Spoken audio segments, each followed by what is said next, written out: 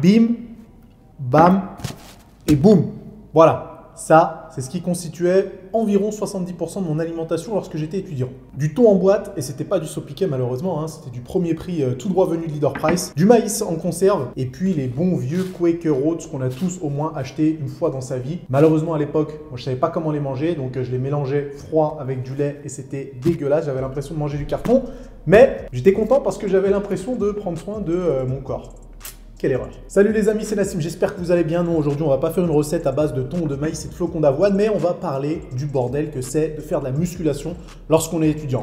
On n'a pas d'argent, on n'a pas le temps et en général on n'a pas la motivation pour s'investir à 100% dans cette pratique-là. J'en sais quelque chose parce que j'ai commencé la musculation quand j'étais étudiant et en l'occurrence quand j'étais à l'université. Mes 4 premières années de muscu, je les ai fait en étant étudiant avec toutes les contraintes que ça peut comprendre. Déjà, j'y connaissais rien. De 2, j'avais pas beaucoup de sous comme beaucoup d'étudiants. De 3, même si j'adorais faire de la musculation, c'était pas la passion que c'est aujourd'hui. Et de 4, j'avais pas beaucoup de temps, encore une fois comme beaucoup d'étudiants. Bon, en fait, ça, c'est un mensonge, parce que j'étais en fac d'art plastique, c'était un vrai truc de branleur, donc j'avais du temps. Pour ça, pas d'excuses. Mais en tout cas, les autres contraintes étaient réelles, et si vous-même, vous êtes étudiant, peut-être que vous aussi, vous avez du mal à progresser aussi rapidement que vous le voudriez, parce que vous manquez de temps, d'argent, et peut-être aussi d'un peu de motivation. Ok, remettons les choses dans le contexte. On va peut-être se débarrasser de ça. J'ai commencé la muscu en octobre 2006, et à l'époque, j'étais déjà à l'université. J'ai passé mon bac en juin 2005, bac scientifique en juin 2005, je suis entré en licence d'art plastique en septembre 2005 jusqu'en juin 2008. En septembre 2008, je suis entré en master en cinéma jusqu'en septembre 2009. Et en septembre 2009, jusqu'en juin 2009. Et en septembre 2009, j'ai commencé mon diplôme d'éducateur sportif jusqu'en février 2011. Donc pendant tout ce temps-là, effectivement, j'étais étudiant. J'ai passé ma licence en art plastique à Saint-Étienne. Mais moi, à la base, je suis de Lyon. Donc j'avais un appart à Saint-Étienne et je payais mon loyer avec ma bourse d'études. Je me rappelle comme si c'était hier, j'avais 200 € de loyer par mois. Et ouais, Saint-Étienne, c'est vraiment pas la ville la plus chère de France. Et j'avais à l'époque un peu plus de 350 € de bourse. Donc si on compte le loyer, l'abonnement pour les transports en commun, facture de téléphone, électricité, etc., il me restait à peu près une centaine d'euros pour acheter à manger à la fin du mois. Et une centaine d'euros, en vrai, ça suffit largement pour bien s'alimenter. Sauf que quand on est étudiant, on préfère parfois sortir que d'investir dans sa santé et sa passion. Et malheureusement, je ne faisais pas exception. Qu'est-ce que vous voulez? Les soirées étudiantes à Saint-Étienne, elles étaient plutôt cool. Donc à l'époque, ce que je faisais, et ce que j'ai fait pendant plusieurs années, c'est m'alimenter avec ce genre de truc. Inutile de vous dire que c'est vraiment pas optimal en termes de santé et de progression. Mais à l'époque, tout ce qui m'importait, c'était de manger un max de protéines. Et je voyais sur le thon que c'était quand même assez chargé en protéines, que ça coûtait pas cher. Donc j'en mangeais tous les jours. Petit conseil les amis, si vous êtes dans le même cas que moi, ne mangez pas du thon tous les jours. Ne mangez pas du thon d'ailleurs. Enfin, limitez au maximum la consommation de thon.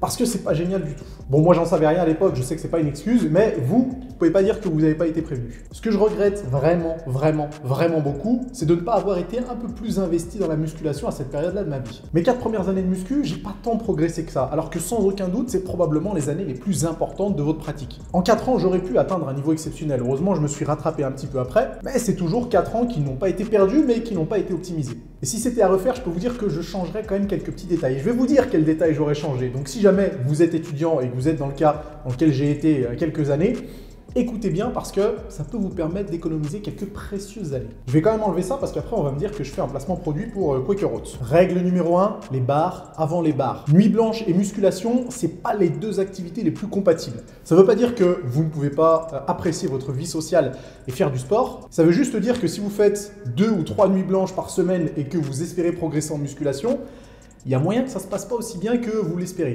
Il y a un truc qui est clair, c'est qu'entre mes 18 et mes 22 ans, déjà tous les jeudis soirs, c'était nuit blanche. Et puis très souvent, le week-end, c'était nuit blanche aussi. Donc comme ça, au moins, les choses sont claires. Enfin, j'abuse un peu. C'était pas nuit blanche, mais c'était couché très tard. Mais le problème, c'est que le lendemain, beaucoup moins d'énergie. Vous aurez probablement raté 1 ou 2 repas parce que vous vous êtes levé à 14 h.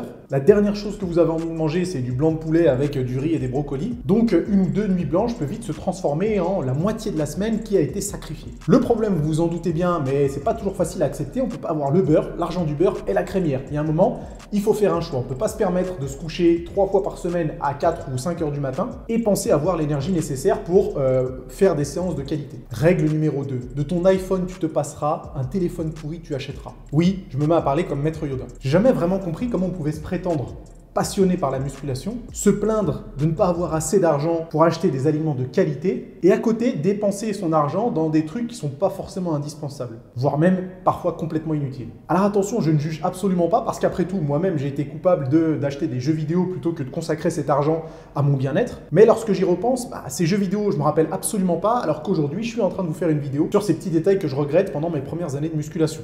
Comme quoi, j'aurais peut-être dû y réfléchir à 2 fois. Donc la morale n'est absolument pas de se débarrasser de tout divertissement ou de toute activité agréable. Bien au contraire, on peut faire de la musculation et jouer aux jeux vidéo, on peut faire de la musculation et sortir le week-end avec ses amis. Mais il y a un moment où il faut vous demander qu'est-ce que vous voulez accomplir de votre vie. Est-ce que vous voulez être le meilleur joueur de jeux vidéo au monde? Il n'y a rien de mal à ça, au contraire, c'est plutôt une performance impressionnante.